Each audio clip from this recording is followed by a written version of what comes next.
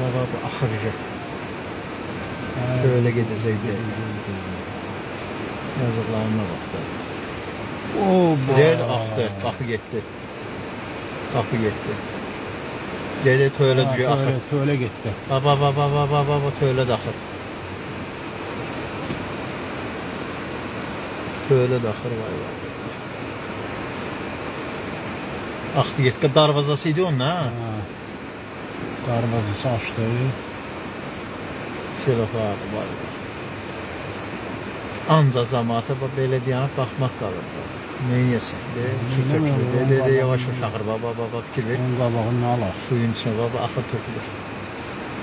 Yeb baba tökülür. Ağacda gedir yetmir. Bahadırın diyor. Ha. O bir de ondan deyənə baxır evinə. Neynəsin qapı? Təfsir bu altı aralandı ki.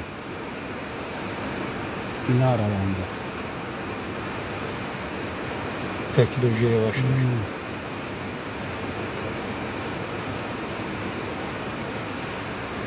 Sen düşün bağın içinde gelir.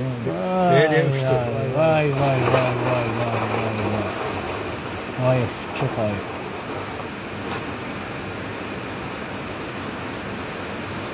Gözler değil, öyle ay kasıp.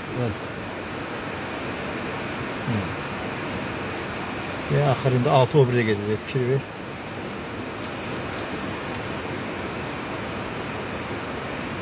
Yazıq neynəsin?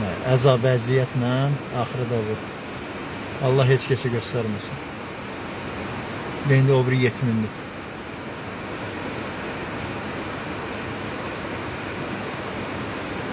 Məmləkət çox bir tərəfli yəni.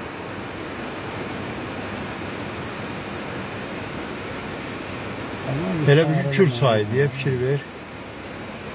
Buna bir çare eləməlidirlər.